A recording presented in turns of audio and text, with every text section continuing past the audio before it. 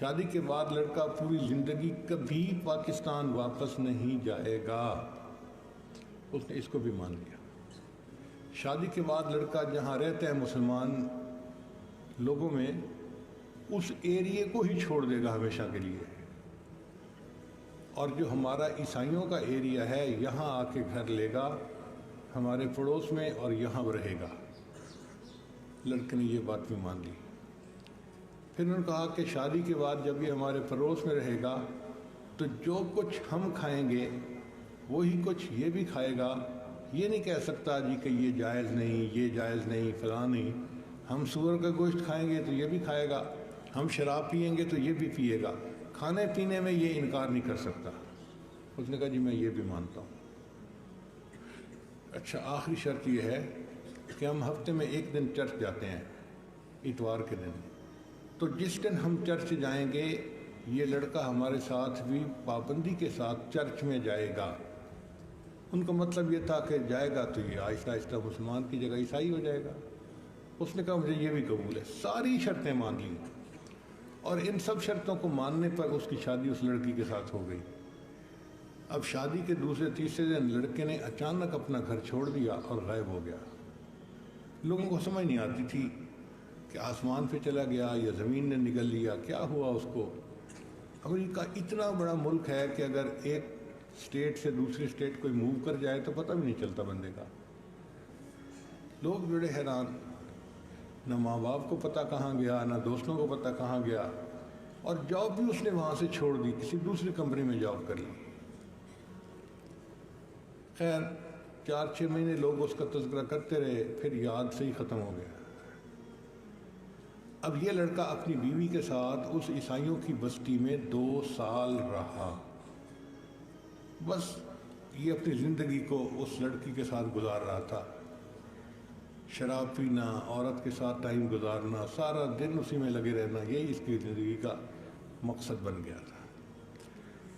2 سال کے بعد ایک دن فجر کی نماز کے لیے امام صاحب نے مسجد کا دروازہ کھولا تو انہوں نے دیکھا کہ یہ نوجوان بھی مسجد میں آیا نماز پڑھنے کے لیے، تو وہ بڑے حیران ہوئے کہ بھئی یہ کہاں پہاڑوں سے نکل آیا ہے اور اچانک برآمد ہو گیا ہے۔ تو نماز کے بعد انہوں نے اسلام کیا اور پوچھا نوجوان سے کہ بھئی آپ 2 سال کہاں غائب رہے، بڑی مدت کے بعد ملاقات ہوئی۔ کہنے لگا جی کہ آپ اپنے دفتر میں بیٹھے، میں آپ کو پوری سٹوری سناتا ہوں۔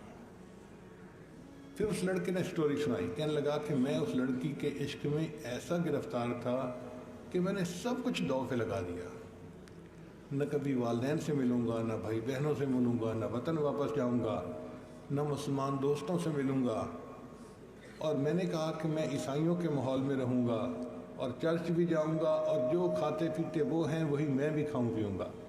اتنی بڑی قیمت ادا کر کے میں نے اس لڑکی کے ساتھ شادی کر لی۔ اب ہم زندگی گزارنے لگے۔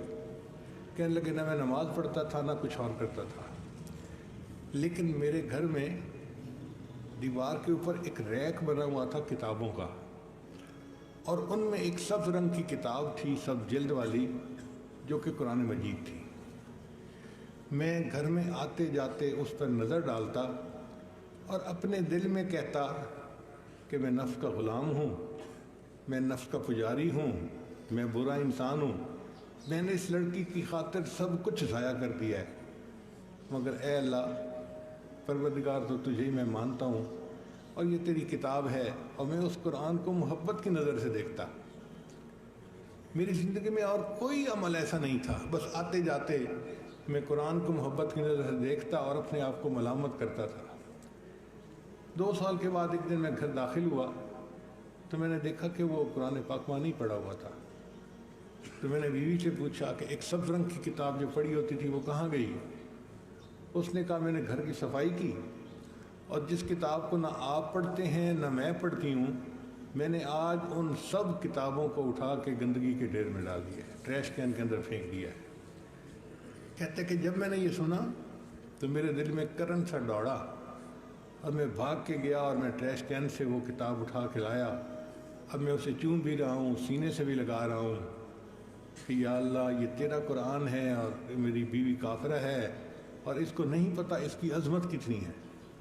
جب میں نے قرآن پاک کے ساتھ محبت کا اظہار کیا تو بڑی حیران ہوئی، مجھے کہنے لگی کہ یہ پاگلوں والی حرکتیں کر رہا ہے۔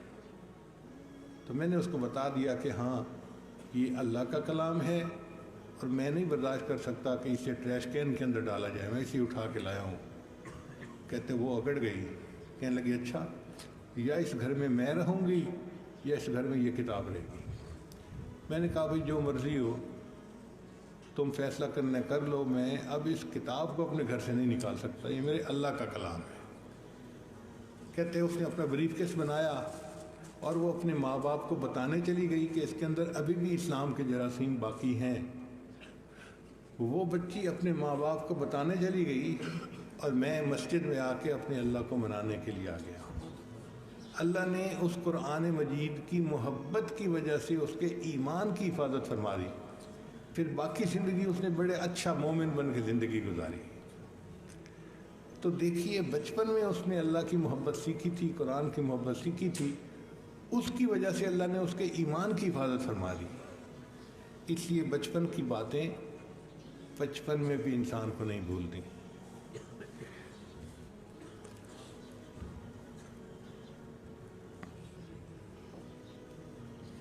ایک پوائنٹ کہ ماں باپ کو چاہیے کہ اپنی اولاد کے لیے دعائیں ضرور کرتے رہیں۔ ہم نے دیکھا ہے کہ بہت سارے ماں باپ یہ سوچتے ہیں اور جی ہم تو گناہ گار ہیں، ہم کیا دعائیں کریں۔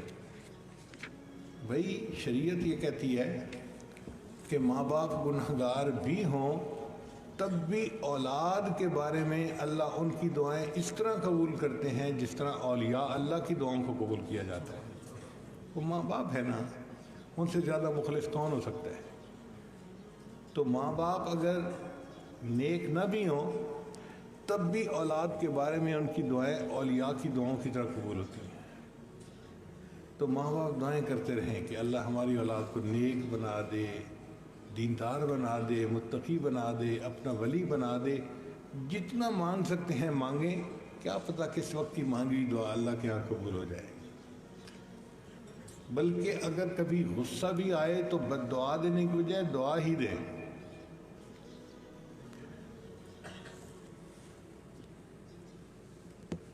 حرم کے امام ہیں حضرت قاری سدیس، قرا حضرات تو ان کے اوپر عاشق ہوتے ہیں اور اللہ نے اب ان کو اور عزت دی۔ وہ دونوں حرم کے امام بن گئے، یعنی حرم مکہ کے اماموں کے بھی سینئر وہی ہیں اور حرم مدینہ کے اماموں کے بھی سینئر وہی ہیں۔ اللہ نے شان دی ہے، مکہ جاتے ہیں تو اس مسجد میں نماز کی امامت کرتے ہیں، مدینہ جاتے ہیں تو مسجد نبی میں امامت کرتے ہیں۔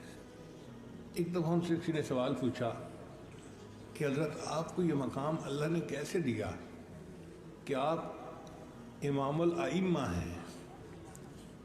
تو قاری سدیس صاحب نے یہ واقعہ خود بیان کیا، فرمانے لگے کہ میں بچپن میں بہت شرارتی تھا اور شرارتیں کر کر کے میں نے اپنے ماں باپ کے ناک میں دم کر دیا تھا۔ میری ماں مجھ سے بہت تنگ ہوتی تھی مگر میرے لیے دعائیں کرتی رہتی تھی۔ ایک دن گھر کے اندر مہمان آئے تو میری والدہ نے ان کے لیے دال چاول بنائے۔ اب دال پکا کے امی نے رکھی تو میرے ذہن میں کیا شیطانیت آئی کہ میں نے ریت کی ایک مٹھی بھری اور سالن کے اندر ڈال دی۔ دیکھنے میں تو کسی کو پتہ نہ چلا۔ جب مہمان کھانے بیٹھے تو ان کو پتہ چلا کہ جی سالن کے اندر ریت ملی ہوئی ہے۔ میری ماں مجھ سے بہت تنگ ہوتی تھی مگر میرے لیے دعائیں کرتی رہتی تھی۔ ایک دن گھر کے اندر مہمان آئے تو میری والدہ نے ان کے لیے دال چاول بنائے۔ اب دال پکا کے امی نے رکھی تو میرے ذہن میں کیا شیطانیت آئی کہ میں نے ریت کی ایک مٹھی بھری اور سالن کے اندر ڈال دی۔ دیکھنے میں تو کسی کو پتہ نہ چلا۔ جب مہمان کھانے بیٹھے تو ان کو پتہ چلا کہ جی سالن کے اندر ریت ملی ہوئی ہے، سالن کھانے کے قابل ہی نہیں ہے۔ تو اس وقت بڑا شور ہوا اور میری امی کو بہت ہی ذلت اٹھانی پڑی۔ تو امی نے کہا پتہ کرو یہ کیسے ریت اندر چلی گئی. تو جب پتہ کیا تو میری شرارت سامنے آ گئی. تو امی کو بتایا گیا کہ تیرے بیٹے سدیس نے شرارت کی ہے اور اس کے اندر ریت ڈالی. کہنے لگے اس وقت امی کا چہرہ غصے سے سرخ تھا اور وہ پریشان تھی میری اس جو ہے نا شرارت کی وجہ سے. اور اس غصے کے عالم میں امی نے مجھے کہا کہ بیٹے تو نے مجھے بہت ذلیل کر دیا، رسوا کر دیا مہمانوں کے سامنے، پتہ نہیں تجھے کب ہدایت ملے گی. میں تو دعا کرتی ہوں اللہ تجھے حرم کا امام بنا دے. اس غصے کے عالم میں جو ماں نے یہ کہا کہ میں تو دعا کرتی ہوں اللہ تجھے حرم کا امام بنا دے، اللہ نے اس کو قبول کر لیا اور آج میں دونوں حرم کا امام ہوں. تو اولاد کی تربیت کے بارے میں یہ بہت اہم بات ہے کہ ماں باپ جیسے بھی ہیں کلمہ گو تو ہے نا، وہ دعائیں کریں، اللہ تعالیٰ ماں باپ کی دعائیں اولاد کے حق میں قبول فرماتے ہیں.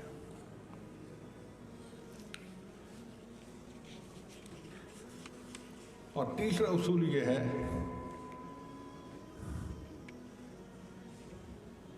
ہاں اولاد کے بارے میں 16 باتیں ہیں جو میں آج آپ کی خدمت میں پیش کروں گا، تو آپ ان کو ذہن نشین کرتے جائیے. پہلا اصول اولاد کے لیے دعا کرنا کہ اولاد نیک بنے، متقی بنے، پرہیزگار بنے، اللہ کے اولیاء میں شامل ہو جائے. اور دوسری بات کہ اولاد کی تربیت کے لیے مار نہیں بلکہ پیار کو زیادہ کرنا چاہیے. آج کل ہمارے ہاں ماں جو ہے ایک دفعہ بات کہتی ہے، اگر بچہ نہیں سنتا تو دوسرے پر ڈانٹتی ہے، میں تیرے ابو کو بتاؤں گی، ابو آئیں گے تو میں تجھے ٹھیک کروا دوں گی. اور ابو کے پاس کہاں سمجھانے کا ٹائم ہوتا ہے. ابو ایک دفعہ بات کرتے ہیں، اگر بچہ نہیں مانتا تو دوسرے پر تھپڑ لگ رہا ہوتا ہے. تو ہمیں بچے کو پیار سے سمجھانے کی فرصت ہی نہیں ہوتی، اپنے ہاتھوں سے بچوں کو بگاڑ بیٹھتے ہیں. مگر بچوں کے بارے میں اصول یہ ہے کہ ان کو مار نہیں پیار چاہیے ہوتا ہے. بچے پیار سے وہ باتیں مان جاتے ہیں جو مار سے نہیں مانتے. حدیث مبارکہ میں اللہ تعالیٰ نرمی کو پسند کرتا ہے اور نرمی پر وہ رحمتیں نازل کرتا ہے جو رحمتیں سختی کے اوپر نازل نہیں کرتا. اللہ تعالیٰ نرمی پر وہ رحمتیں نازل فرماتا ہے جو رحمتیں وہ سختی کے اوپر نازل نہیں فرماتا. تو بچے کو محبت دیں، بچے کو پیار دیں، اس کو سمجھائیں.